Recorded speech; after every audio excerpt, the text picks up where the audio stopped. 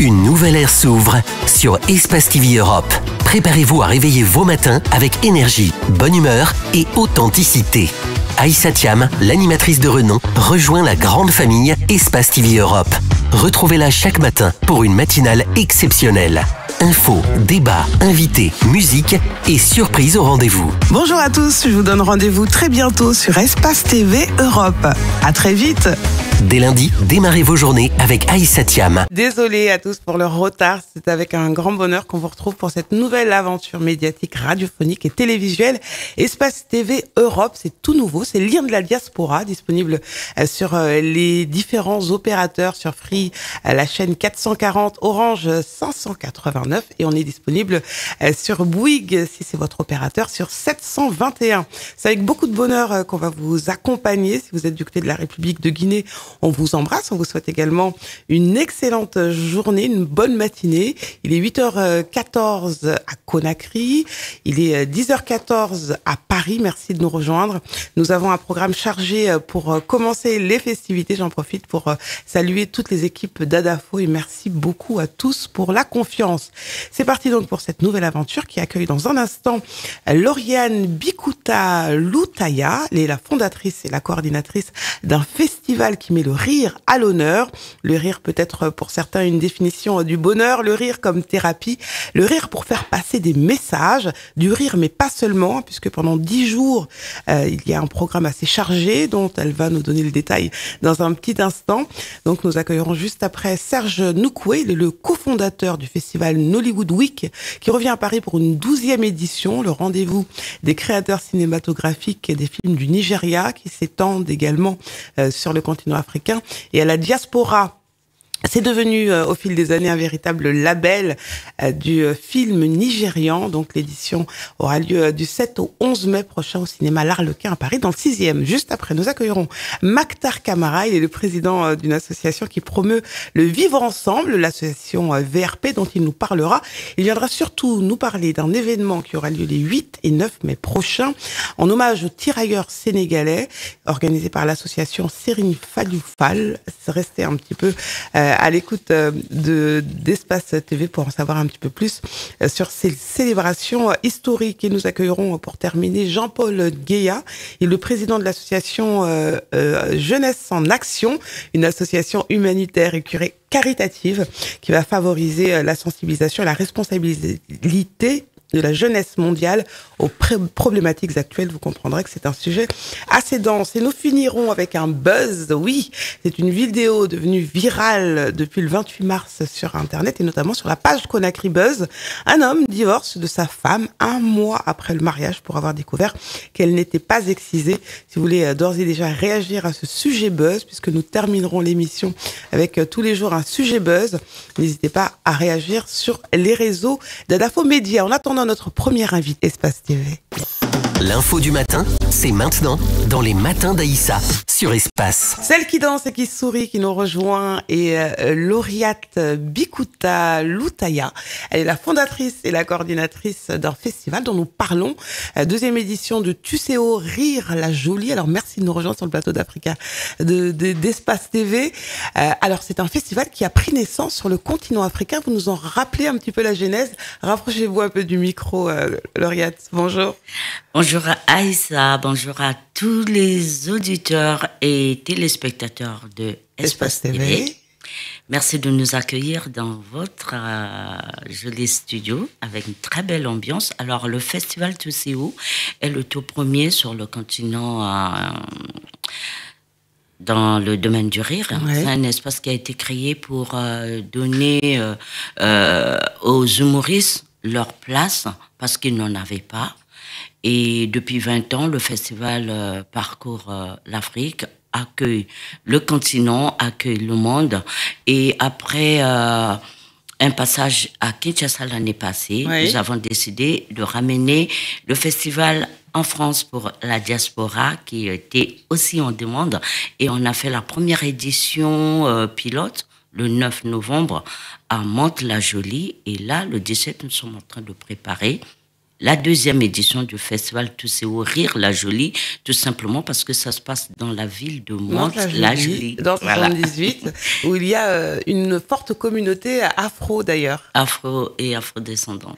Alors merci d'être venu nous parler de ce programme alléchant, 10 jours de festivités, du rire, mais pas seulement, hein, puisqu'il y a également des temps consacrés à l'art et notamment à la musique. Vous nous en dites un peu plus ?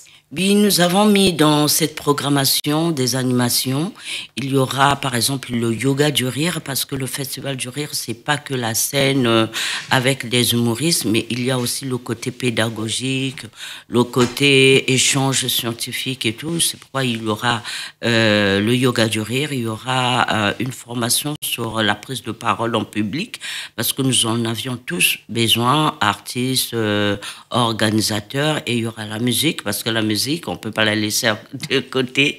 C'est pour accompagner les humoristes, parce que nous sommes aussi dans la phase de découverte dans la ville de Mantes des jeunes talents. Donc, c'est pourquoi les musiciens qui sont déjà assez connus viennent pour accompagner le festival. Sinon, c'est consacré à l'humour.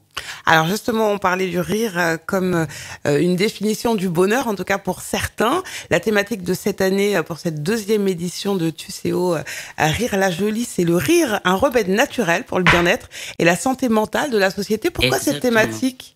En ce moment, on a, pas seulement en ce moment, on a toujours besoin de ce rire. Le festival Tousseo a été créé à la base aussi parce que personnellement, je sortais de la guerre de 97, donc c'était thérapeutique pour moi. Au Congo-Brazzaville ? De Congo-Brazzaville, oui, parce donc qu'il faut préciser dont je suis originaire. Donc il fallait déjà, je ne savais pas que pendant la guerre, on pouvait avoir un moment de rire. Eh bien, ça existe. Oui. Même donc c'est pourquoi c'est vraiment une grosse thérapie. On en a besoin. Et aujourd'hui, plus que jamais, nous avons besoin de rire parce qu'on travaille beaucoup. Les activités, les nouvelles ne sont pas assez bonnes dans le monde. Donc, si on ne rit pas, ça sera difficile. C'est pourquoi c'est un remède pour nous de pouvoir profiter du bien-être que ça nous rapporte de rire. Donc, on parle de tout. Et d'ailleurs, Tousseo veut dire les rires. Oui, d'accord. Les rires. En quelle langue ? En langue lari, Congo, d'accord. En fait, parler beaucoup plus dans le sud du Congo-Brazzaville et même de l'autre côté, dans le Royaume Congo, en fait. Et ça, c'est un appel à l'autre. Donc, rassemble-nous, mets-nous là, Tousseo, réunis-nous. Donc, c'est vraiment un concept qui prend le vivre ensemble. Aujourd'hui, comme on ne peut pas rire seul, on rit toujours à partir de 2, 3, 4 personnes. Donc, toujours rire ensemble. Donc, c'est ce que veut dire aussi le mot Tousseo. Alors, cette édition deuxième du côté de Mantes-la-Jolie, quelles sont vos attaches avec cette ville du 78 ? C'est ma ville. D'accord, vous vivez. C'est la ville où vous y vivez. Oui, je vis à Mantes-la-Jolie. L'association Tousseo est domiciliée à Mantes-la-Jolie. Où il y a un brassage des cultures. Un vrai brassage. Un vrai brassage. Oui, un vrai brassage. Oui. C'est impressionnant, il y a tout le monde et c'est une très belle ville. On l'a associé par le passé par le quartier Val-Fouré. Notamment, oui. Il fait beau vivre au Val-Fouré, donc il n'y a pas de problème. C'est vraiment la ville-monde de ce 118. Alors, des spectacles hybrides, des interactions avec le public, des nouvelles mises en scène. Vous pouvez nous en parler un petit peu plus du programme que vous proposez ? Je vais passer la parole au directeur artistique, celui qui a fait la programmation Astédi, qui est aussi artiste. Oui, mais bon. Merci, je suis, bonjour. Tu te présentes ? Bonjour, je suis Babiti, Bastédi. Donc, je suis le directeur artistique et le programmateur du festival. D'accord. Donc, voilà, en fait, ça fait plus de 20 ans que le festival existe et je pense qu'on était les premiers à jouer à ce festival. Et donc, du coup, c'est... Pour moi, pourquoi avoir décidé d'embarquer dans cette aventure ? Parce que je connais l'historique du festival. Ouais. Donc, on était les premiers. Je me rappelle, j'étais jeune, très jeune. Donc, du coup, ça fait que c'est le relais aujourd'hui le festival en France.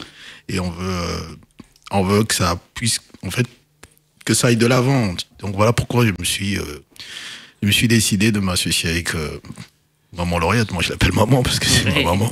Alors je suppose que ça a été du travail, en tout cas, c'est pas une chose simple de faire la programmation. Alors comment tu l'as voulu, comment elle est articulée cette programmation et quels sont les artistes qui seront sur la scène de ce festival? Cette année on a la Guyane. Ouais. On a des artistes guyanais, on a Nénette qui est de la Guyane, on a Emery Kamokila qui est de la Guyane et on a des artistes qui viennent du Mali, on a des artistes qui viennent de la Mauritanie, du Gabon, Tchad, du Congo démocratique, parce qu'on a des artistes qui viennent de Bukavu. D'accord. Et il y a des artistes du Gabon aussi, et du Congo-Brazzaville, du Tchad, et de la France et de l'Italie. Donc voilà un petit peu. Après, on a...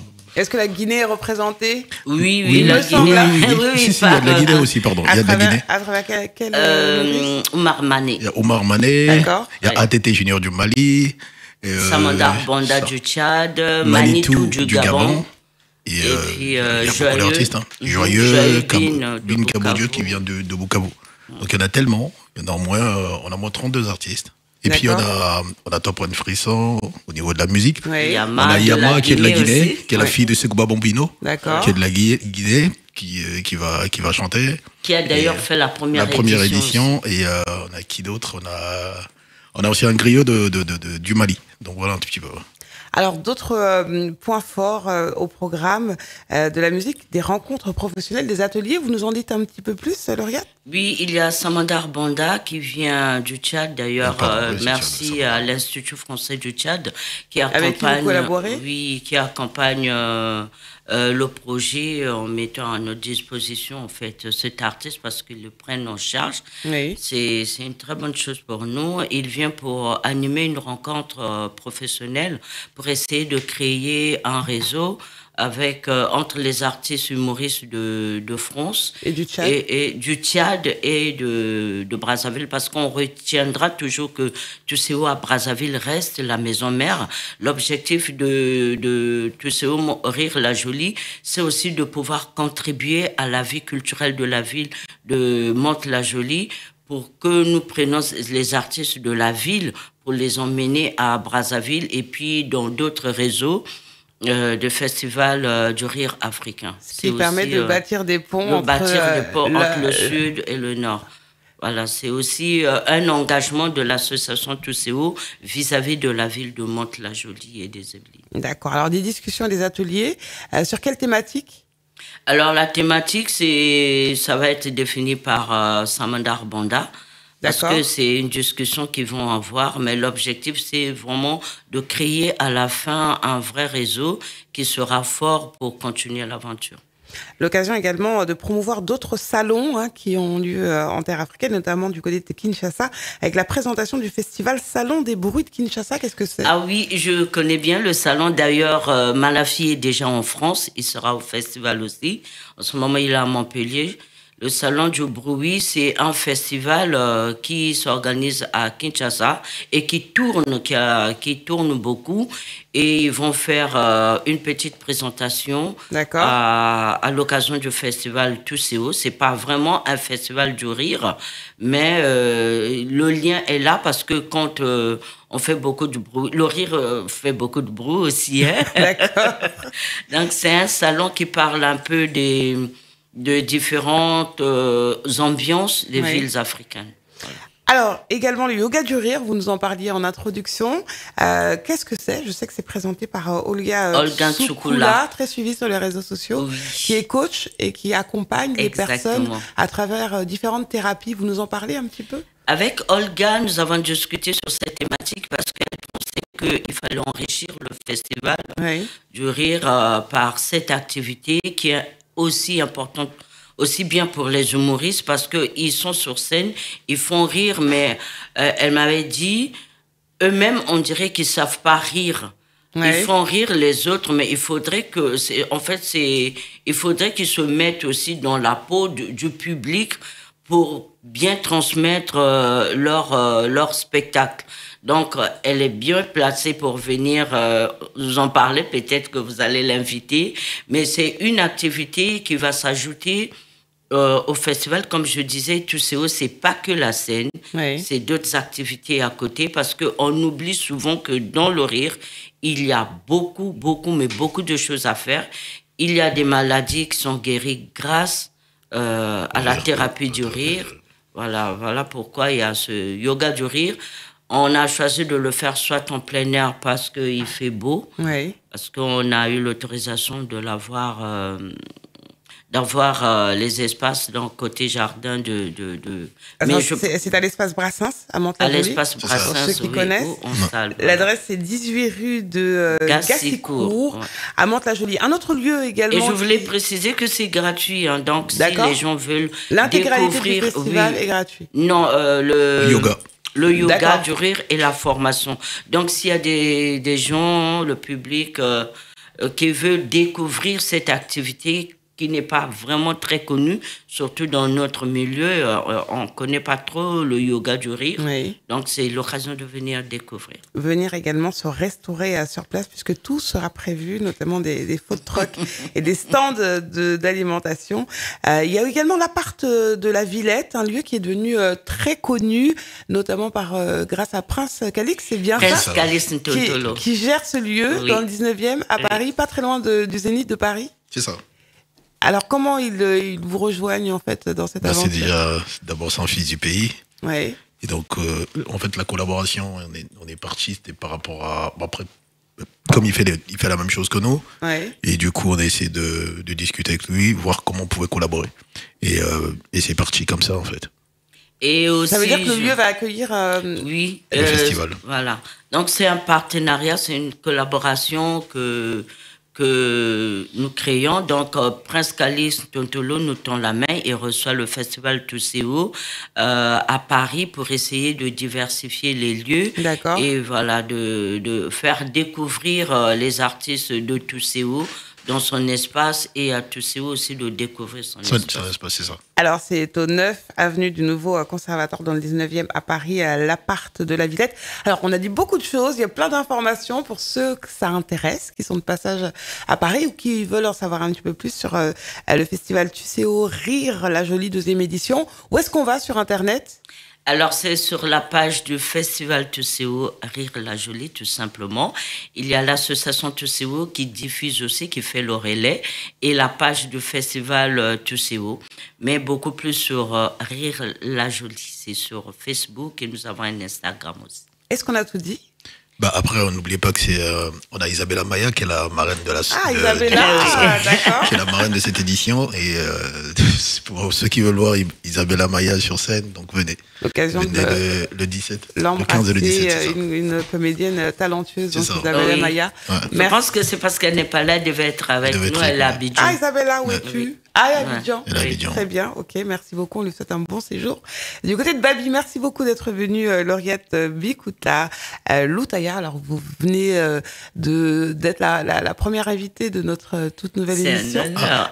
Merci en tout cas d'être venue, vous allez nous porter chance. Merci Baptiste Céline.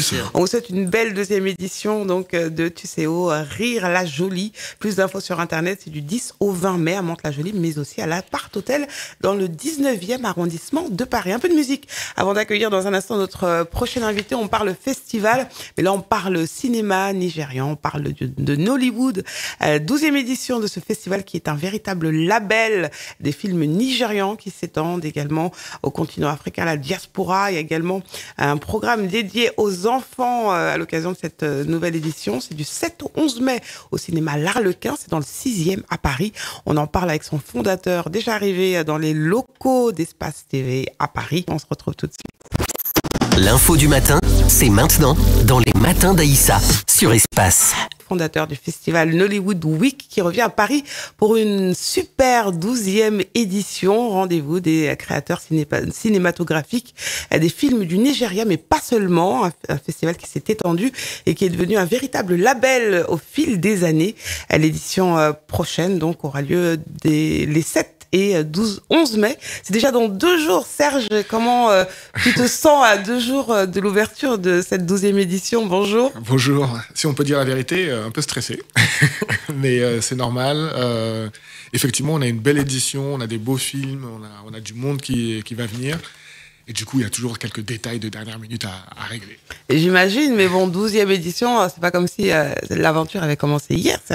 C'est vrai que ça nous rajeunit pas tout ça, mais c'est vrai que ça fait 12 ans depuis 2013. Chaque année, on est assez fidèle au rendez-vous. Si ce n'était pas le Covid, on aurait été présent vraiment chaque année. Donc on est assez fiers de ça aussi. Et surtout, on est fiers du fait que le public revienne et en redemande.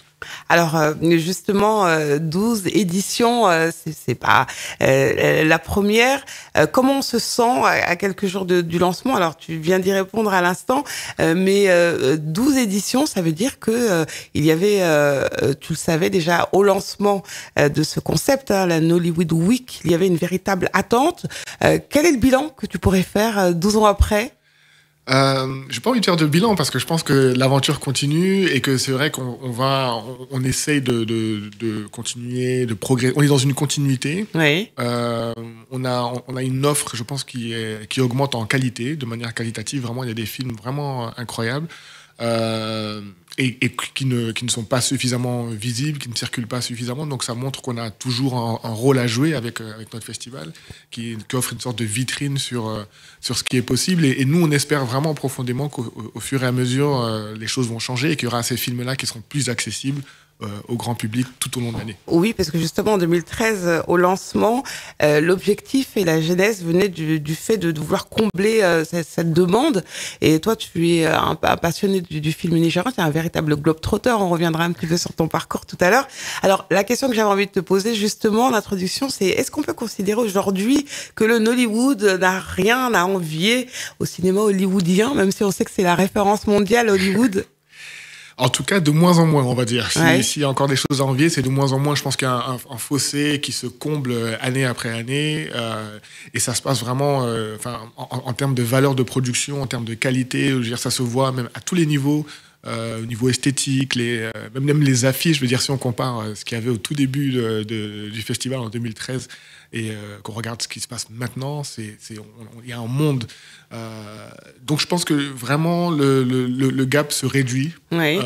Et qu'il y a un vrai bond qualitatif, non seulement au niveau du Nigeria, mais des autres pays, comme tu le disais, parce qu'il y a vraiment un effet d'émulation aussi, où le Nigeria entraîne avec lui les autres pays d'Afrique. Alors justement, au tout début, c'était un peu des histoires d'amour, filmées un peu à huis clos, dans des maisons, dans des appartements. Et puis aujourd'hui, on trouve des films dans tous les genres, des films d'horreur, des films, un peu tous des films d'aventure, etc.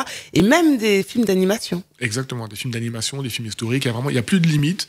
Il y a plus de limites. Les créateurs se sont appropriés vraiment ce médium, hein, et on y voit de tout. Je pense que surtout, on arrive à faire rêver. Oui. C'est quand même le plus important.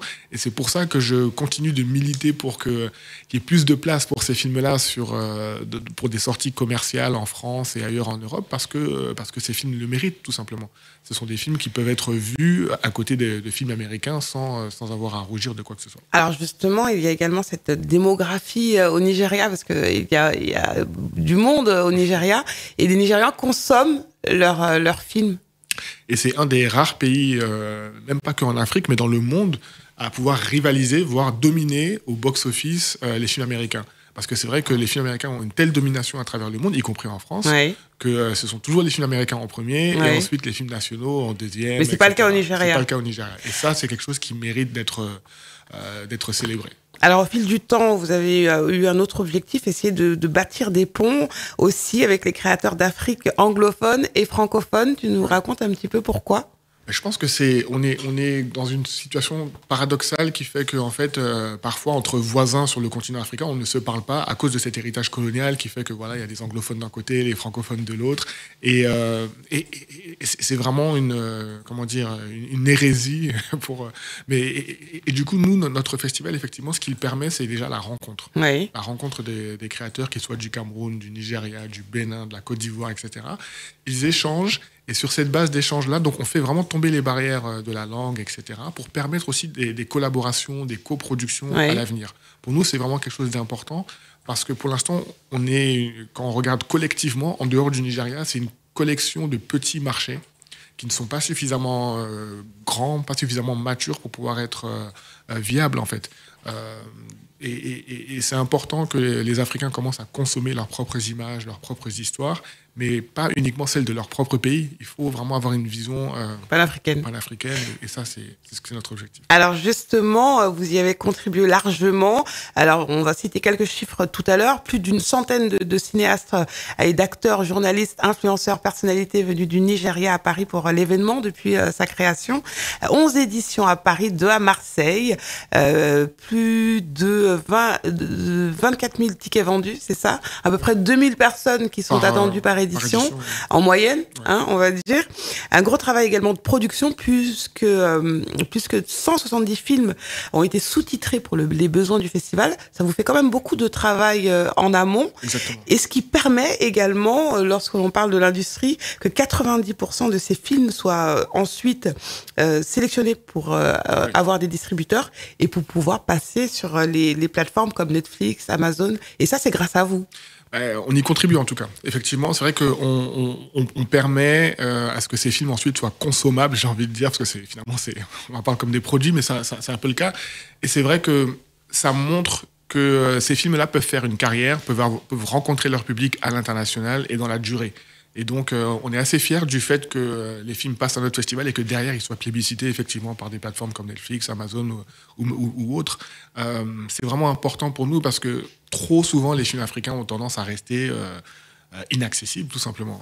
Ils restent dans les tiroirs et c'est pas le but. C'est vraiment, il y a une vraie créativité, il y a du talent, il faut le mettre en avant et il faut le permettre de circuler pour qu'il rencontre son public. Alors, du 7 au 11 mai au cinéma L'Arlequin. Alors, pourquoi ce lieu, puisque ça se passe toujours au cinéma L'Arlequin, en tout cas à Paris? Pour l'instant, oui, on a une certaine fidélité vis-à-vis de ce lieu qui, en fait, je pense, est un lieu assez approprié pour ça. Déjà parce que c'est un lieu où aussi il y a d'autres festivals, par exemple le festival du cinéma brésilien, du festival allemand, etc. D'accord. Donc il y a une certaine ouverture à la base et je pense que ça fait sens et c'est un lieu qui nous correspond bien. Alors, si vous voulez nous souhaiter quelque chose, souhaitez-nous que dans quelques années, on soit dans plusieurs salles. Moi, ce serait génial. Parce que je pense que ça ferait partie aussi de l'évolution du festival, de pouvoir être à plusieurs salles en même temps. Ça montrerait vraiment cet engouement du public et ce besoin, etc. Donc, on veut continuer à grandir, mais c'est vrai que pour l'instant, la base du cinéma L'Arlequin nous continue de nous correspondre. Alors, des projections, des tables rondes, projections de courts, de longs métrages, d'avant-première, et on vous l'a dit également, de films d'animation. Et justement, ce moment fort que j'ai vu un peu grandir depuis sa genèse, le Nollywood Kids, c'est important, la transmission pour vous, avec notamment des séances de lecture qui seront données par la passionnée du livre Laurie Pézran de Club Read. C'est bien cela. Vous nous parlez de ce moment qui était aussi important pour vous de transmettre à la jeunesse et de permettre également aux familles de se retrouver autour des films d'animation afro. Exactement, parce qu'en fait, la consommation de contenu audiovisuel en famille, quand on est famille notamment afro-descendante, c'est quand même assez difficile. C'est une expérience qui n'est pas la plus évidente. Très souvent, ce sont des films qui ne sont pas appropriés pour les plus jeunes. Ouais. Ou alors, il n'y a pas forcément de héros à la télé qui nous ressemblent, on va le dire.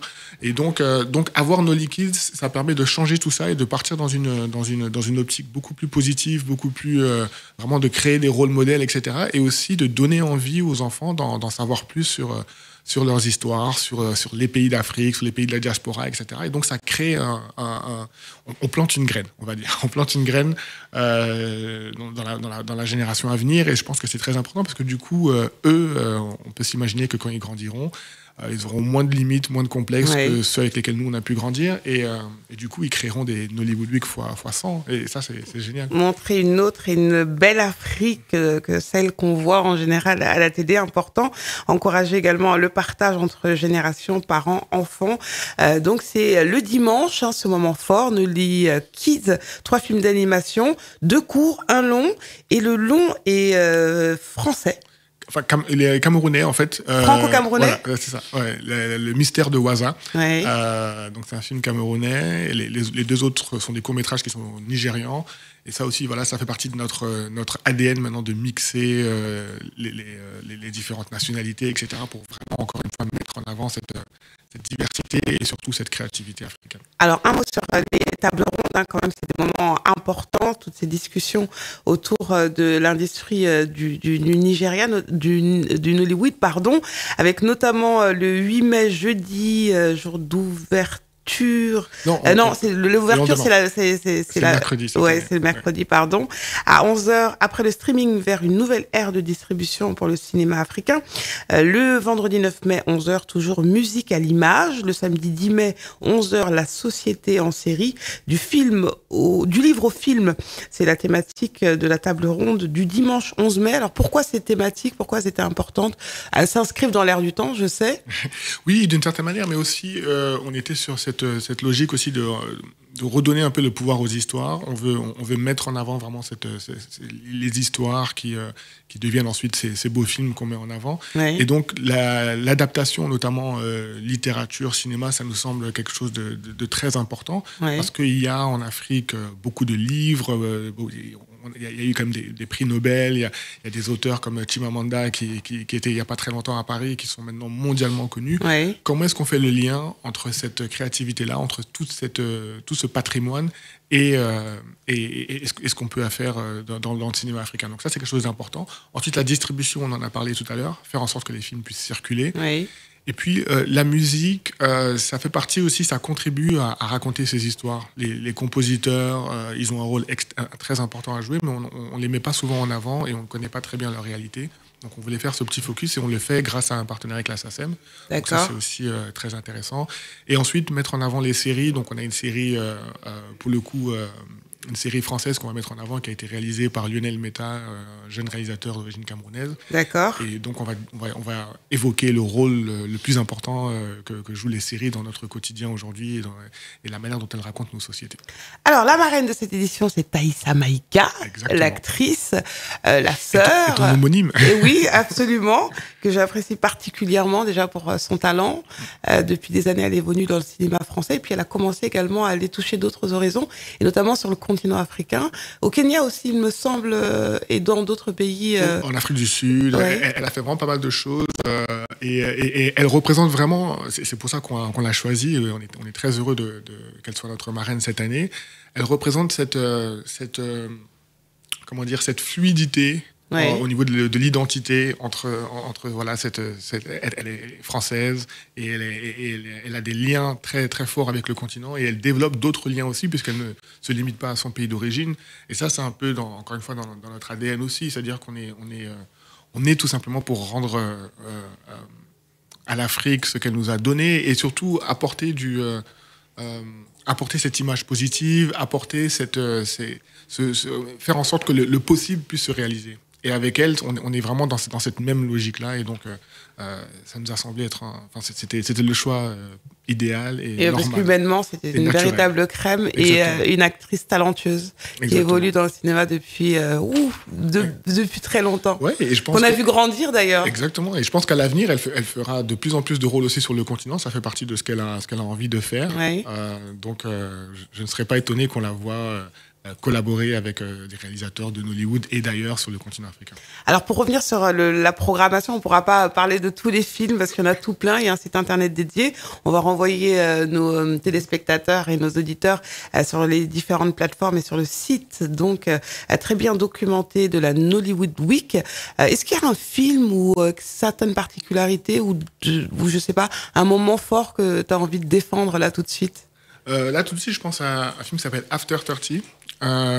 Qui est assez... On a une histoire particulière avec ce film parce qu'en 2015, on montrait la série qui s'appelait Before 30. D'accord. Et en gros, je vous fais le pitch en 2 secondes. Ce sont 4 jeunes femmes qui approchaient de la trentaine et qui ressentaient tout d'un coup cette pression sociale, notamment au niveau parental aussi, qu'il fallait se marier très rapidement. Parce que quand on arrive à 30 ans, c'était considéré comme l'âge d'expiration et au-delà de 30 ans, voilà, si on n'est pas marié, ça va pas. Donc du coup, ce sont des femmes très accomplies d'un point de vue carrière, etc. Tout se passait bien, mais elles n'avaient pas trouvé l'homme idéal pour se marier. Ouais. Et l'âge, donc cet âge fatidique de 30 ans arrivait à grands pas. Avec la pression de la famille, de la société, etc. Donc ça, c'était la série. Ouais. Et maintenant, quasiment 10 ans plus tard, il y a le film qui est After 30. Donc elles ont plus de 30 ans maintenant, et donc on va faire le point d'une certaine manière. On va voir où est-ce qu'elles en sont. Et donc c'est la suite donc de cette série. Ça me fait un peu penser à Sex and the City, qui était une série avant, qui ensuite a eu le film, etc. Donc on y parle de manière très décomplexée de sujets voilà, relations hommes-femmes, relations, etc. Et il y en a des choses à dire. Voilà, il y en a des choses à dire dans un contexte africain, nigérian, qui peut être parfois très comment dire, masculinité toxique, etc. Donc il y a beaucoup de sujets qui sont évoqués. Et en même temps, c'est une comédie romantique. Donc c'est vraiment le film idéal à voir entre amis. Voilà, je pense que c'est un beau film à mettre en avant. Et surtout, pour nous, c'est une belle histoire, puisque c'était une série avant qu'on avait déjà montrée. Et on est content de voir la suite.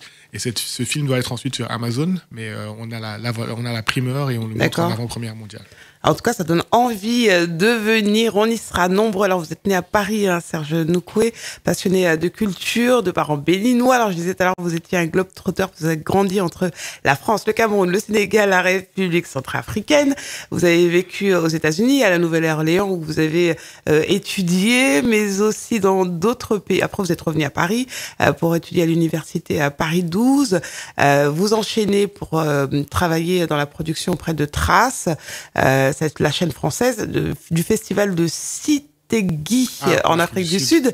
Ensuite, à l'Institut français, toujours en Afrique du Sud, c'est ça? Non, là, c'était de retour à Paris. Là. D'accord.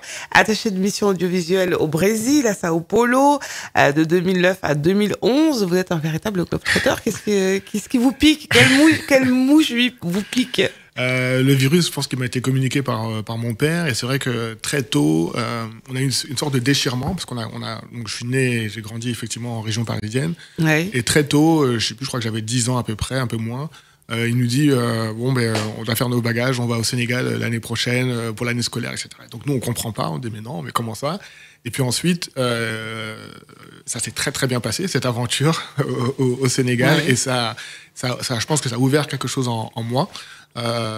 Qui m'a permis de considérer le voyage et la vie de manière différente. Et ensuite, je pense que c'est vraiment un virus que j'ai chopé et qui m'a une certaine curiosité qui m'a poussé à découvrir d'autres pays, d'autres cultures, etc. au fur et à mesure. Et j'en suis pas sorti, puisque c'est vrai que avec ce festival aussi, on met en avant le Nigeria avant tout. Je ne suis pas d'origine nigériane, donc j'ai, je dirais une facilité et un intérêt pour mettre en avant les cultures de manière générale, même si ce ne sont pas les miennes nécessairement.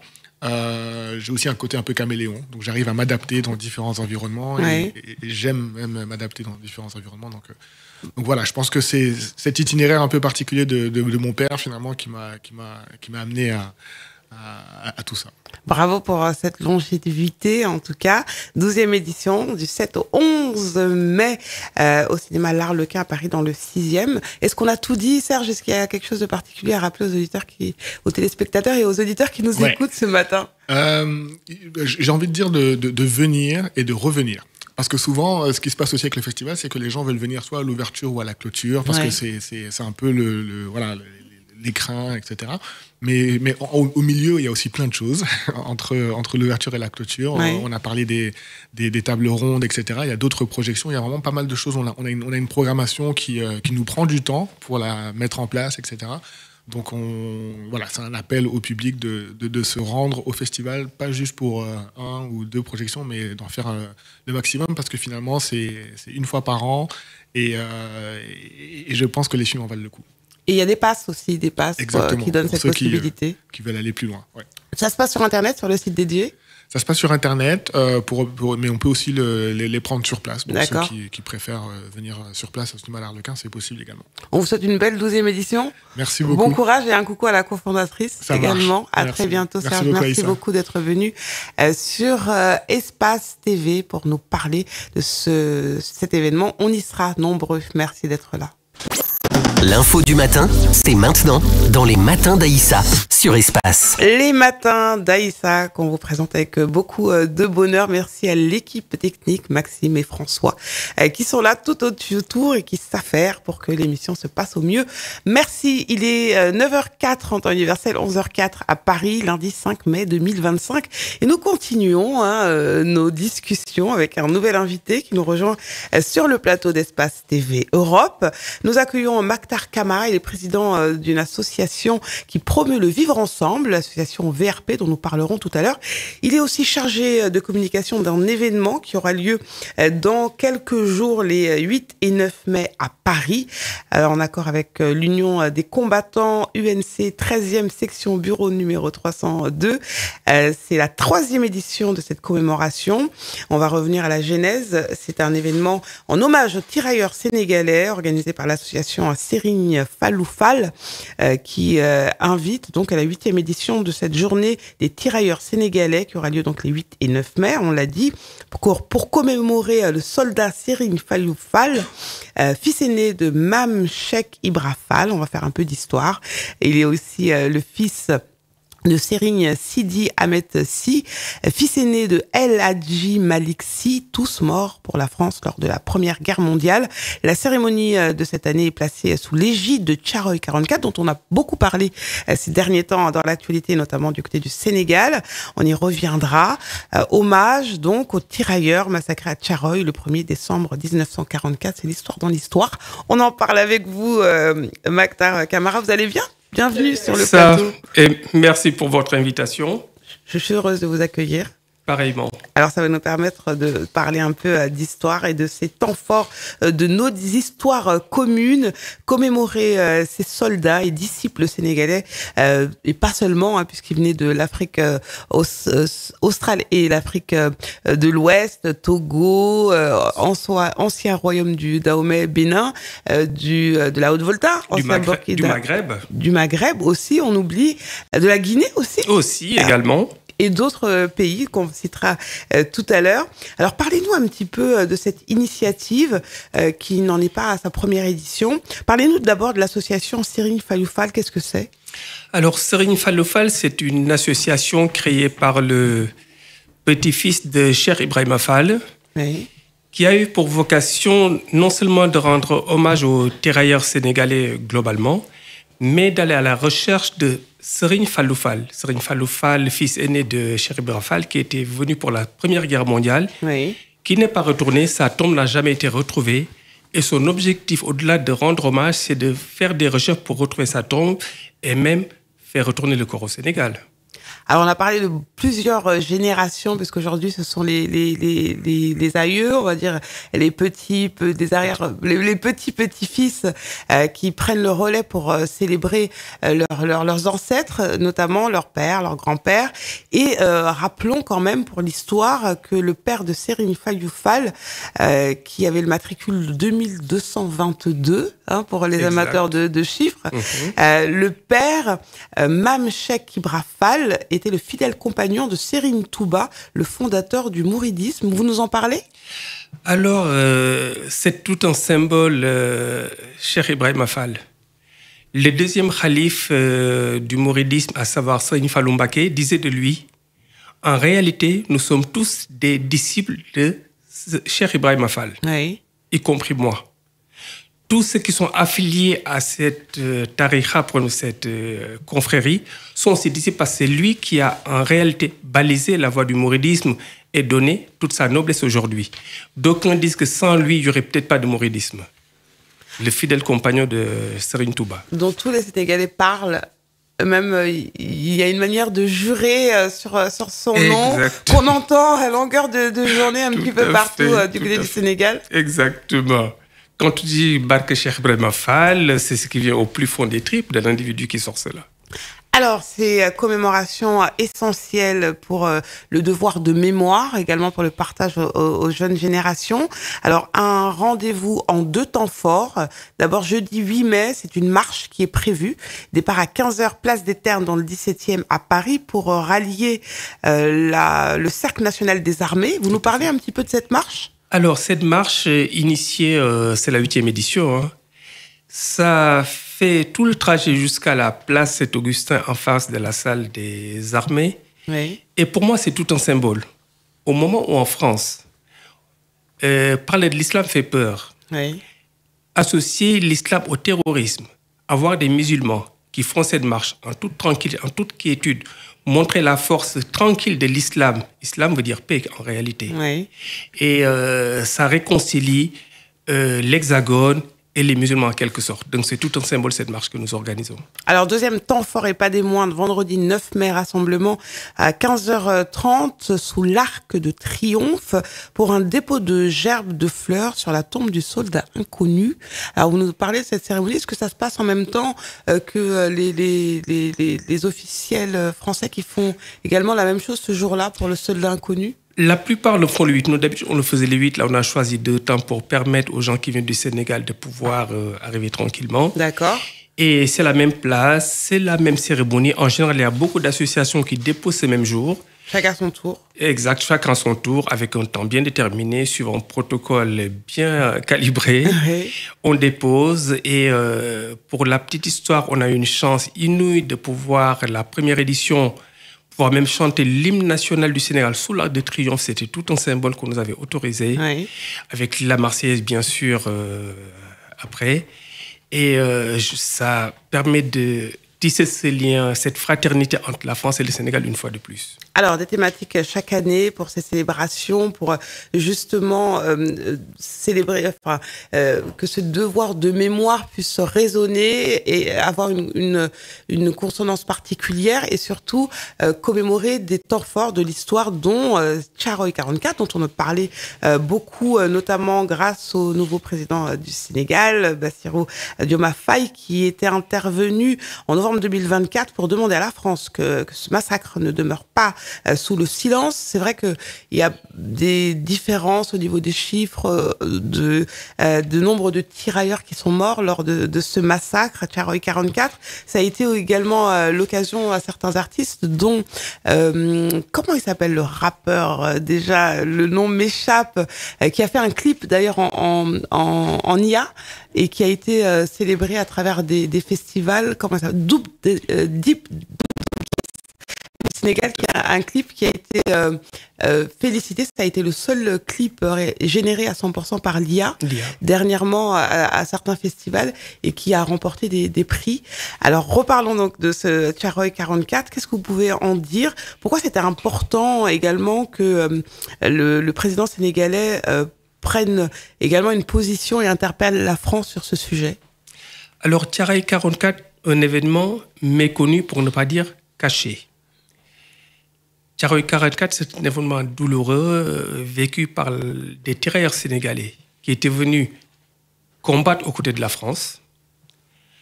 À la fin, on leur demande de partir à Dakar, à Thiaroye plus précisément, pour qu'on puisse les dispatcher dans leur pays d'origine, parce que, comme vous le disiez tout à l'heure, il y avait plusieurs nationalités dans le corps des tirailleurs sénégalais. Oui. Ils attendaient leur solde qui avait tardé à venir. Ils insistent, le général vient la veille, entre guillemets, prennent un otage en disant qu'ils avaient vraiment besoin de leur solde pour rentrer chez eux, retrouver leur famille. Ils ont pris ça comme une sorte de défi, le fait qu'ils aient insisté. Ils leur donnent rendez-vous le lendemain matin à l'aube pour leur remettre leur solde. Ils les mettent tout en rang, ils les fusillent tous. C'est ça que Thiaroye 44, un événement très douloureux. Et qui a tenté d'être minoré au niveau des chiffres. Il y a eu une bagarre de chiffres. La France minorée, les Sénégalais voulaient que la vérité apparaisse. Et ils ont tenté, depuis le président Hollande puis Macron, de nous donner la vérité. Qui ont répondu et voilà. Qui ont reconnu, même si les chiffres ne sont... On ne sait pas encore combien de... Tout à fait. Oui. Mais ils ont créé un comité de scientifiques, notamment conçus de Sénégalais, qui sont venus faire une sorte d'immersion pour pouvoir apporter les vrais chiffres. Même si peut-être qu'ils n'auront pas tout, parce que bon, je ne pense pas que même en... Mais on se rapproche tout doucement de la réalité. On s'en rapproche. Et puis, il y a une sorte d'évolution sur ce corps. Parce qu'avant 2023, les tirailleurs qui décident de rentrer chez eux perdaient leurs droits, entre guillemets. Oui. Et puis, depuis le 6 janvier 2023, si ma mémoire est bonne, ils peuvent rentrer et qu'on aperçoive leurs droits en toute tranquillité. Ce qui est une avancée à saluer également. Grâce au travail notamment d'Aïssatou Seck. D'Aïssatou Seck qui a fait un travail formidable là-dessus. Et notamment aussi Omar Sy, on peut le saluer. Également, qui a apporté son soutien. Et le film qu'il a produit, qui a fait que beaucoup ont compris l'apport des tirailleurs sénégalais dans ces guerres françaises. Alors, est-ce qu'on peut saluer également l'initiative du président du Sénégal, Bassirou Diomaye Faye? C'est une nouvelle génération qui est arrivée. une génération décomplexée, Ouais. une génération qui veut être respectée au lieu de tolérer et qui prennent toute leur part dans l'histoire de l'humanité. Et en cela, c'est à saluer parce que, comme vous le savez, c'est l'un des rares présidents qui accède au pouvoir sans l'appui de la France. C'est sa population qui l'a mis en place, donc il ne doit absolument rien. Donc il y a cette liberté de ton, de s'exprimer et qui revendique. Et ça, il faut le saluer aussi. Maktar Camara, merci d'avoir fait le déplacement. Je rappelle que vous êtes président de l'association VRP qui promeut le vivre ensemble. Vous nous en parlez, vous nous racontez un peu votre parcours? Alors, VRP, mais vivre ensemble. Souvent, les gens, quand je dis VRP, ils me disent, ouais, je représente un placé. J'ai dit non, pas du tout. C'est vrai que ça fait penser à ça. Exactement. Même si nous considérons comme des VRP du vivre ensemble, le VRP, c'est valeurs républicaines en partage pour le mieux vivre ensemble. D'accord. Pourquoi mieux vivre ensemble? On s'est rendu compte que le vivre ensemble avait atteint des sommets et n'a pas résolu tous les problèmes. Vendredi dernier, on s'est encore aperçu que le jeune Aboubacar Cissé Kipri a été lâchement poignardé dans sa mosquée. Oui. L'un des ministres de l'Intérieur de Macron, à savoir Gérard Collomb, disait que les gens vivent côte à côte, ils finiront par vivre face à face. On s'est dit qu'il faut faire évoluer cette notion, passer du vivre ensemble au mieux vivre ensemble. Oui. Le mieux vivre ensemble, la façon dont je la définis, c'est une jonction entre le vivre ensemble et le faire ensemble. Faire des projets en commun. Oui. Partager, en fait. Partager. Oui. Pas que partager, mais mettre en œuvre ce qu'on partage, justement. C'est ce faire ensemble qui manque. D'accord. Faire des projets sur l'éducation, sur le rôle de la femme, sur le civisme. C'est ça qui permet d'évoluer et de matérialiser, donner corps à ce vivre ensemble. D'accord. C'est dans ce cadre que nous avons créé cette association. Nous faisons nos conférences pour sensibiliser les jeunes sur leur rôle en France, sur leur présence et comment assumer sa nationalité française. Quand j'entends des jeunes me dire « je suis français que sur les papiers, personne ne vient me chercher », personne ne viendra vous chercher. Assumez qui vous êtes. Quand je suis chez moi et que j'ai soif, j'ouvre le frigo, je bois, je n'attends pas qu'on me serve. Assumez votre côté français et jouez votre partition. C'est ce qu'on attend de vous. Alors, vous êtes aussi proche de Ramayad, ex-ministre solaire du président Nicolas Sarkozy. Alors, que devient-elle? Je sais qu'elle agit notamment à travers des œuvres du côté du Sénégal. Et elle fera partie également de l'événement. Vous nous parlez rapidement de l'actualité de Ramayad? Alors, Ramayad, c'est la présidente d'honneur de cette association Serigne Fallou Fall. D'accord. Et qui nous apporte tout son soutien. D'ailleurs, il y a 2 ans, elle s'était battue comme elle pouvait pour qu'on puisse trouver cette tombe. Là, elle est aux États-Unis depuis 4 ans. Un think tank qui s'appelle Atlantic Council. Oui. Elle se bat énormément pour financer des projets un peu partout en Afrique. Oui. Et elle devrait être là si tout se passe bien. Nous la saluons. Merci, je le passerai. Un dernier mot, qu'est-ce qu'on a oublié de dire? Ce qu'on oublie de dire, c'est saluer les avancées de la considération vers ces tirailleurs sénégalais, notamment du fait qu'ils puissent percevoir leurs droits. Oui. Mais également, nous saluons le fait qu'on ait pris un ancien tirailleur sénégalais, à savoir Omar Badji, qu'on a pris comme porteur d'un flambeau lors des dernières JO. Oui. De plus en plus, à cette reconnaissance menée par des associations telles que celle d'Aïssata Seck, telles que des présidents africains. Nous espérons que cela ira de l'avant. C'est ce qu'on souhaite. En tout cas, merci d'y contribuer. Merci d'être venu sur le plateau d'Espace TV Europe pour cette première ce matin. Maktar Camara, la porte vous sera toujours ouverte. En tout cas, si vous avez d'autres actualités, n'hésitez pas. N'oubliez pas les rendez-vous jeudi 8 mai, marche, départ à 15h, place des Ternes dans le 17e à Paris. Venez rejoindre cette marche. Et vendredi, rassemblement à 15h30 sous l'Arc de Triomphe pour le dépôt de gerbes de fleurs sur la tombe du soldat inconnu. Donc, marche en hommage aux tirailleurs sénégalais et dépôt de gerbes également en hommage à tous ces tirailleurs qui ont contribué à l'histoire de France et au-delà à l'histoire d'Afrique et du monde. Merci beaucoup. Merci à vous. D'être venu. Dans un instant, notre prochain invité. L'info du matin, c'est maintenant dans les matins d'Aïssa sur Espace. Nous y sommes toujours et je vous rappelle qu'Espace TV Europe, c'est le lien de la diaspora à présent disponible en Europe sur Free, sur la chaîne 440, sur Orange, nous sommes sur 589 et sur Bouygues 721 en République de Guinée. Vous nous écoutez également sur la bande FM 99.7, c'est la fréquence. Merci de nous rejoindre Jean-Paul Nguer, c'est un plaisir de vous revoir. Vous êtes président de l'association J JMA pour Jeunesse du Monde en Action. Exact. Qui est basé à Nanterre dans le 92. Merci d'avoir fait le déplacement pour nous parler de tout ce potentiel lié à la jeunesse du monde, puisque c'est une association qui a d'abord agi sur le continent africain et qui a décidé de sortir du continent pour aller autour du monde. Et c'est vrai qu'aujourd'hui, avec l'hyperconnectivité, on va dire que le monde est un village. Je pense que vous confirmez. Oui, je le confirme, Aïssa.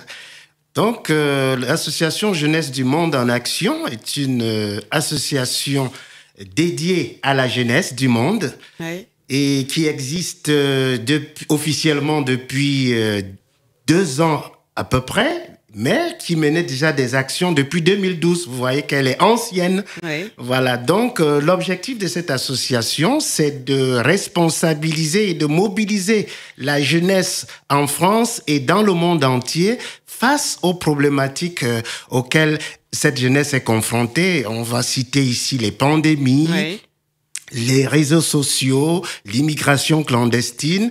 Et l'idée aussi, c'est de soutenir des projets innovants portés par cette jeunesse, par le biais de la solidarité internationale. Est-ce que vous ne pensez pas que c'est un peu utopique dans ce monde qui part un petit peu dans tous les sens, parce que c'est une large vision, que vous avez une vue d'ensemble que nous saluons, bien sûr, que nous partageons aussi. Mais est-ce qu'on vous dit pas, vous êtes un rêveur, Jean-Paul Ngueya?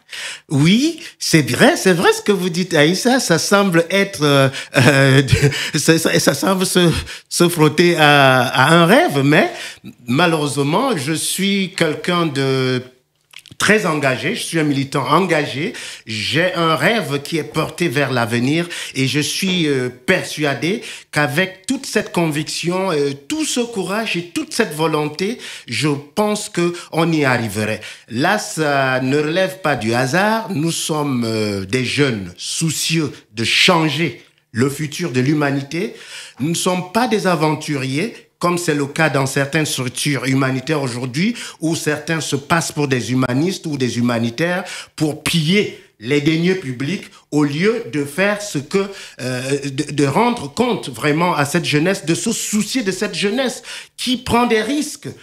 Nous sommes là pour essayer de trouver des solutions à la démocratie, que cette démocratie soit respectée dans la plupart des pays où on voit de nombreux jeunes diplômés, pétris de talents, qui sont parfois obligés de prendre des risques au péril de leur vie. Donc, Aïssa, ici, il ne s'agit pas d'une aventure, il s'agit du travail. Nous allons nous y mettre et je pense qu'on va y arriver. On voit parler avec beaucoup de passion, ça sort des tripes, en fait, votre propos. D'où ça vient ?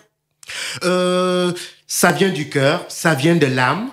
Oh, je peux vous dire que je suis un volontaire dans l'âme. Déjà, il faut le signaler ça ici. Se sent. Oui, donc j'agis dans le champ de la santé sexuelle depuis plus de 3 décennies aujourd'hui. Donc je suis à ma 35e année, qui se fêtera d'ailleurs bientôt.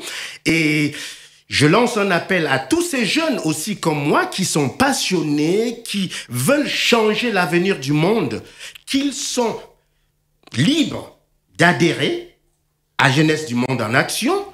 Il suffit d'aller sur le site web de l'association, de faire leur adhésion et de nous rejoindre pour qu'ensemble, on puisse changer les choses. Si vous partagez ces valeurs et ces ambitions, n'hésitez pas à adhérer à cette association. On vous redonnera toutes les coordonnées tout à l'heure. Alors, on va revenir un petit peu plus en détail sur le propos, puisque vous considérez que la révolution technique et scientifique va donner ou donne naissance à une nouvelle civilisation fondée sur le respect donc de la dignité, des droits de l'enfant, des droits des femmes et des droits fondamentaux de l'homme avec un grand H. Exact. Vous êtes là pour promouvoir le dialogue, le partage des cultures, la paix, la fraternité, la solidarité, la tolérance et le respect de l'autre à travers différents leviers.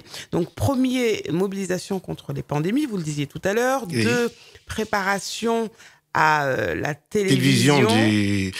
Du 3e millénaire qui arrive.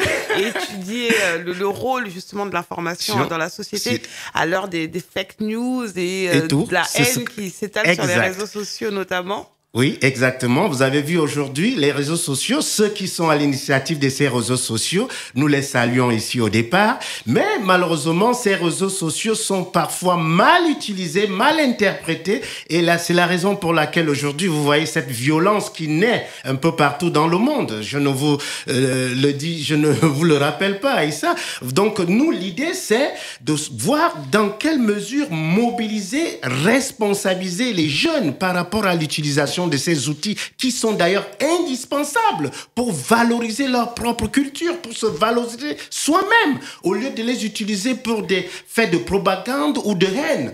Donc l'idée pour nous, ce serait d'organiser, d'initier des conférences débats en virtuel ou en présentiel avec la présence des personnalités du monde scientifique, culturel, ecclésiastique pour booster la jeunesse. Voilà ce que nous entendons faire.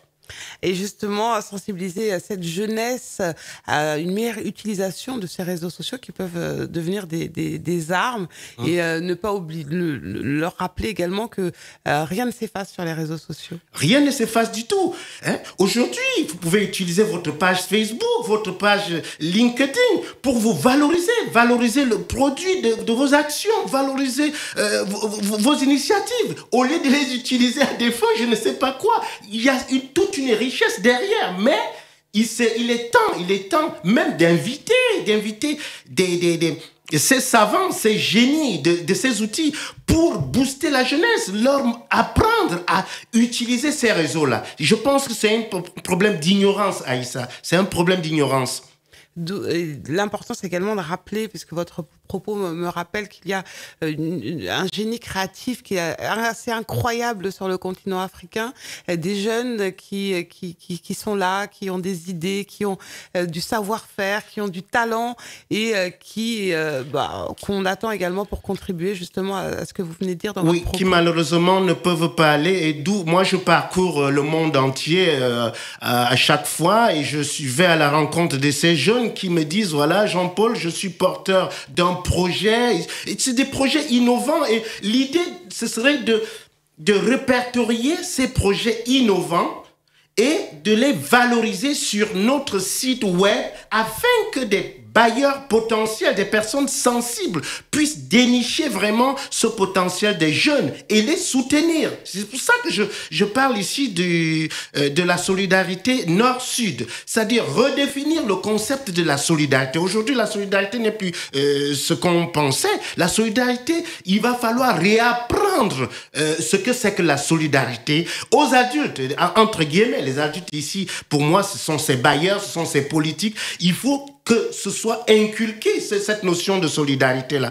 Et ici, les jeunes dont nous parlons ne concernent pas seulement les jeunes de France. Je l'ai dit, aujourd'hui, Jeunesse du Monde est ouverte aux jeunes de tout pays, que vous soyez au Zimbabwe, au Gabon, au Cameroun, en Côte d'Ivoire, aux États-Unis, au Canada. Vous pouvez rejoindre la branche nationale de Jeunesse du Monde, un peu comme une équipe nationale, mais qui doit faire face à plusieurs sujets. On va aussi en profiter pour saluer de nombreuses initiatives qui vont dans ce sens, parce que quand même, ces dernières années, on peut dire que cette jeunesse créative commence une certaine émulation, à se structurer, à poser des actes, à retourner sur le continent africain. On l'a vu également après la crise Covid, qui a permis à beaucoup de jeunes, voilà, dans le monde de se remettre en question sur les valeurs, sur l'avenir, sur toutes ces questions importantes pour l'avenir.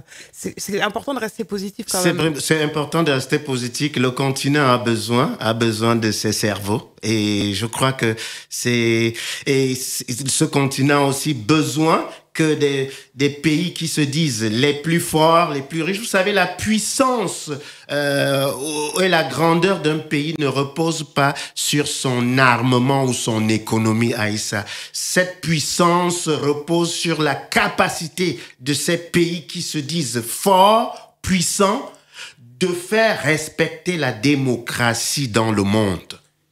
Alors une autre étape également de votre programme, après avoir parlé des médias, une planète unie, 4e, vivre ensemble le bien commun, et 5, se servir de la culture comme un levier de développement et d'union des peuples également. Vous nous en parlez? Oui, et je crois que vous avez reçu tout à l'heure un responsable associatif qui va dans ce sens-là, c'est-à-dire le vivre ensemble. Aujourd'hui, le vivre ensemble, ce n'est pas seulement de voir dans un quartier, dans une banlieue, des personnes de différentes cultures, de différentes nationalités. Le vivre ensemble, c'est de se mettre autour d'un projet, de mettre la patte ensemble autour d'un projet. Donc aujourd'hui, vous voyez, même quand on organise la fête des voisins pour penser, pour faire, voilà, et faire en sorte que des personnes se retrouvent ensemble, échangent autour d'une idée, d'un projet, mais il y a toujours une certaine hésitation, une certaine froideur. Peut-être pas partout, hein. Mais on aimerait vraiment que cela change, parce que même dans mon environnement, c'est ce qui se ressent. Des gens parfois hésitent, alors que l'idée c'est se vivre ensemble, c'est de se mettre vraiment ensemble, échanger autour d'un projet, qu'on soit de différents culture, ça, ce n'est qu'une bonne chose. C'est une très, très bonne initiative, Aïssa. Est-ce que vous pouvez nous raconter un peu votre parcours, qu'on puisse comprendre un petit peu on va dire, cette passion pour justement tous ces sujets qu'on vient d'évoquer, Jean-Paul Guéa. Super. Voilà. Mon parcours, voilà, je vous disais tout à l'heure que je suis à ma 35e année dans le champ humanitaire. Oui. Je ne suis pas un aventurier comme certains. Je suis quelqu'un au grand cœur. Je suis quelqu'un sensible aux problèmes de l'humanité. Et tout a démarré en 1990. Je me sentais confronté au malaise de deux grandes mères qui étaient chères à moi. Elles étaient toutes deux paralysées. Voilà. Donc, alors, les deux ne pouvaient plus bouger. Qui vous ont élevé, qui voilà, vous ont et voilà, elles étaient distantes de 500 mètres dans le village. Et alors, étudiant à l'époque, je me suis dit, qu'est-ce qu'il fallait faire? J'étais impuissant quant à ce que je pouvais leur apporter comme une aide. Alors, donc, du coup, une idée m'est venue comme ça dans la tête, dans l'esprit, c'était de créer, d'adapter un outil de communication, comme un téléphone talk walking. Je l'ai adapté et le but, c'était d'apaiser un talking walking sous forme de téléphone. Voilà. Et le but, c'était... Vous avez inventé? Oui, je l'ai adapté. Il y a quelqu'un qui l'a inventé, mais je l'ai adapté. Voilà. Donc, j'ai utilisé des vieux combinés de l'époque avec une batterie de véhicule et un interrupteur. Alors, j'ai fait ce qu'il fallait.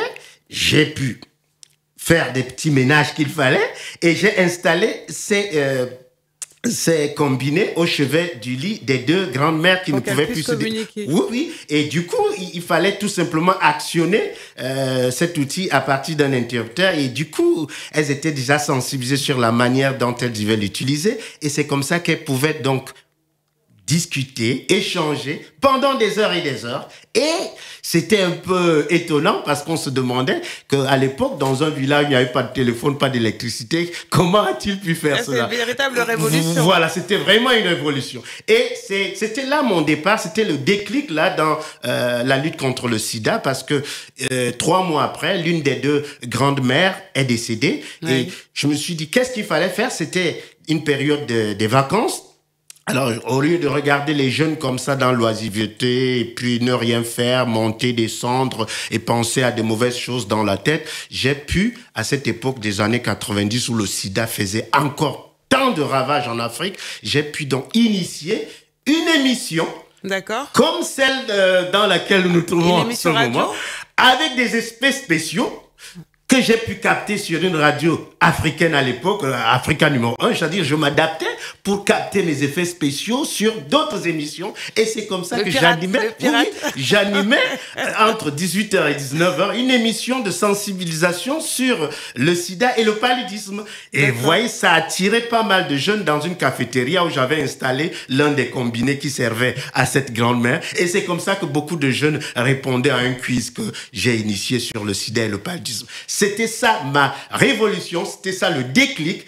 Et une coopérante américaine de passage dans mon village a fait un stop et se demandait pourquoi les jeunes accouraient vers une cafétéria comme ça. Qu'est-ce qui se passait? On lui a dit, ah oui, il y a un jeune du quartier qui a initié une radio, qui a adapté une radio et ça nous permet de nous détendre, de perdre du temps en répondant. Et c'est comme ça que j'ai été invité à suivre une formation sur la méthodologie de l'information, éducation et communication en matière de sida et sur la prise en charge des personnes infectées. Et voilà, une fois cette formation suivie, j'ai été déplacé dans un hôpital de référence à Douala au Cameroun pour m'occuper de la responsabilité des personnes infectées et affectées de leur prise en charge psychosociale dans un hôpital de référence avec l'association des femmes africaines contre le sida qu'on appelait à l'époque la SOA, qui existe toujours, la Society for Human and Aid in Africa. Donc j'ai travaillé dans ce pavillon bénévolement, et ça c'est un appel à la jeunesse, je dis bien bénévolement, de 92 jusqu'en 2002, jusqu'à ma venue en France en 2002. Vous voyez, je dis bien bénévolement et à plein temps. Ça c'est ce qu'on appelle la passion, le courage, la volonté. Il ne s'agit pas de l'aventure, non. Vous voyez, donc c'est pour pousser, c'est pour booster ces jeunes à comprendre que lorsqu'on veut, on peut. Alors, donc, du coup, arrivé en France, j'ai continué mon volontariat au sein des structures associatives comme Aide, comme Médecins d'Afrique, comme Ensemble contre le sida, Secours populaire français. J'étais toujours un bénévole à plein temps. 5 ans de bénévolat. Vous voyez, à rajouter sur les 12 ans de bénévolat. Voilà. Donc, en plus du travail, parce qu'il faut quand même payer les voilà, factures. c'est en 2007 que j'ai pu obtenir un travail salarié. J'ai pris un travail salarié au sein d'une structure africaine qui mène des campagnes de prévention auprès des populations migrantes en France. Afrique Avenir. J'ai été en charge à cette époque-là, de 2007 jusqu'en... Afrique Avenir. Oui, Afrique Avenir, oui, c'est ça. Donc, en charge de tests de dépistage rapides.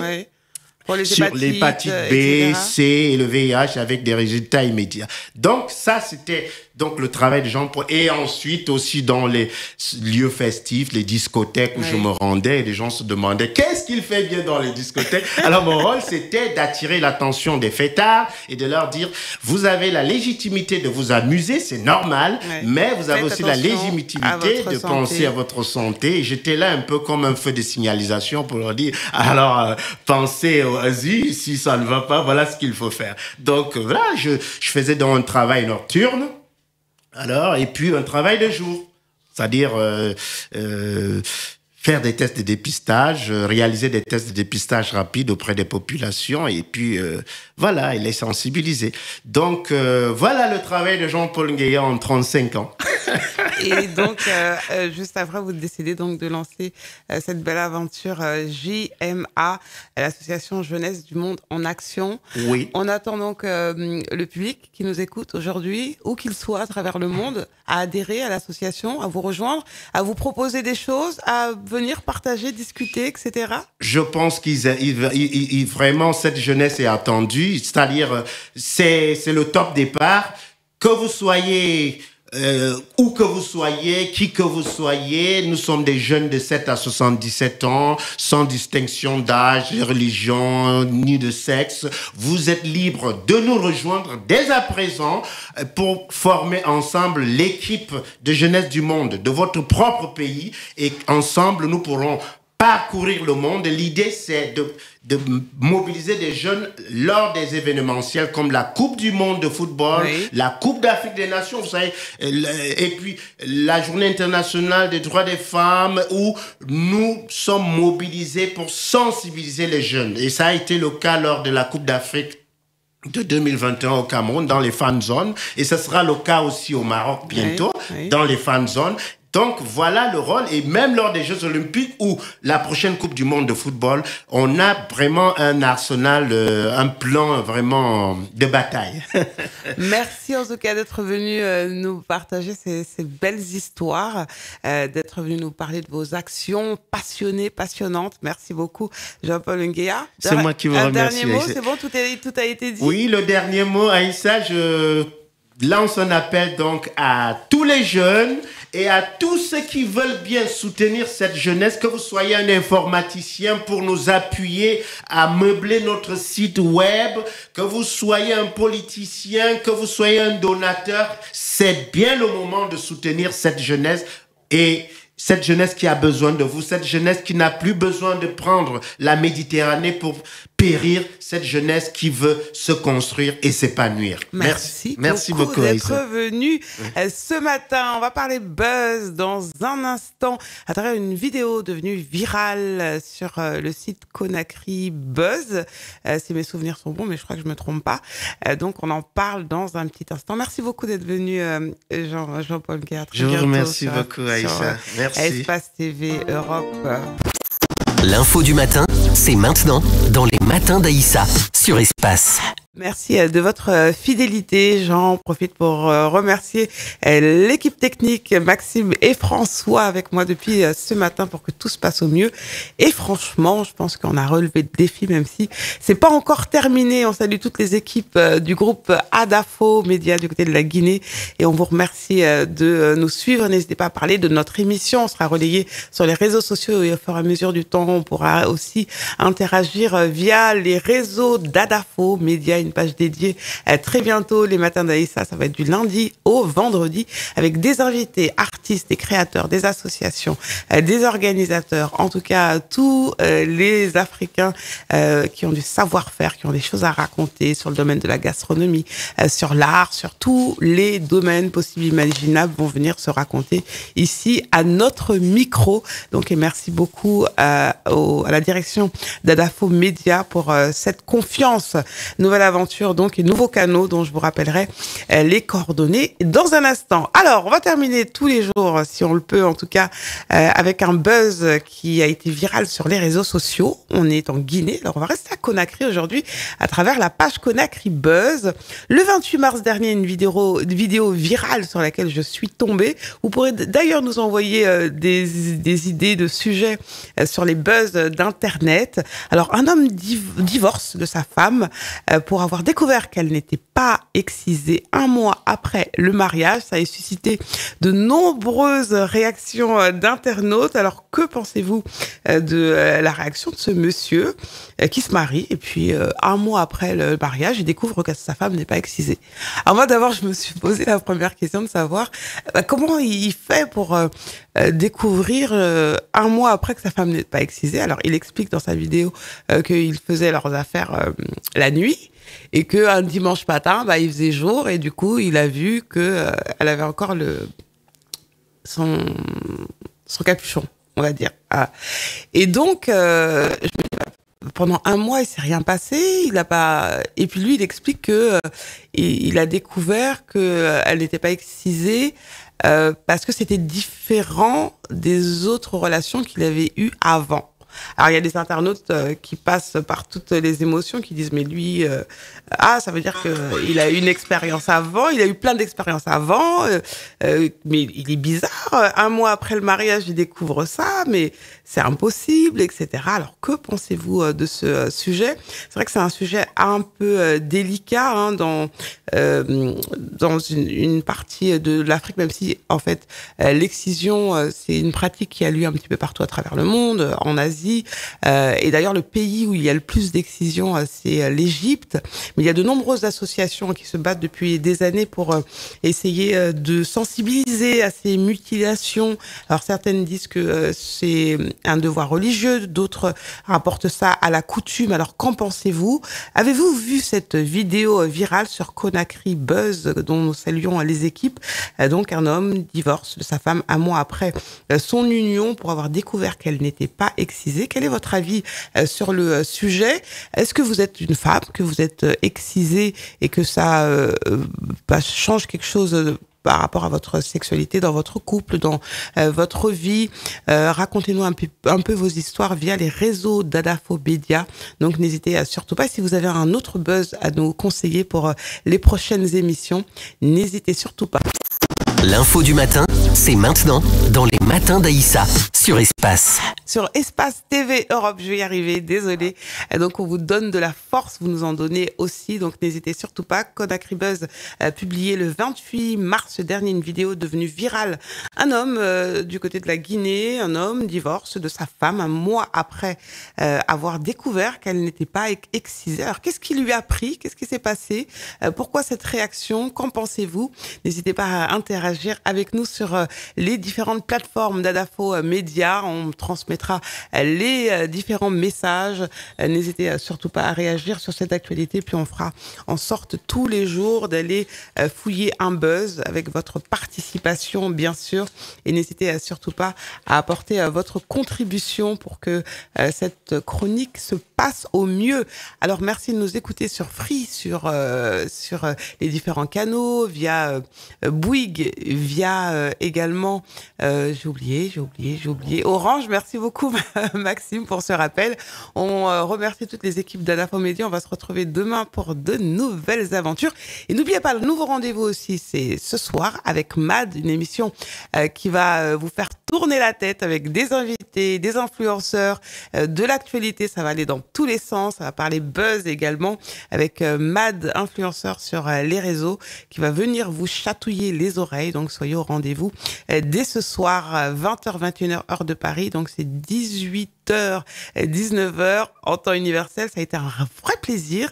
Merci encore une fois à Maxime et François qui étaient à mes côtés pour cette première. Et puis, on salue les équipes d'Adafo. On salue également Lamine Guérassi. Dans un instant, la suite des programmes donc d'Espace TV Europe. Je vous embrasse. Je vous dis à demain. Salut, salut. Une nouvelle ère s'ouvre sur Espace TV Europe. Préparez-vous à réveiller vos matins avec énergie, bonne humeur et authenticité. Aïssa Thiam, l'animatrice de renom, rejoint la grande famille Espace TV Europe. Retrouvez-la chaque matin pour une matinale exceptionnelle. Infos, débats, invités, musique et surprises au rendez-vous. Bonjour à tous, je vous donne rendez-vous très bientôt sur Espace TV Europe. À très vite. Dès lundi, démarrez vos journées avec Aïssa Thiam.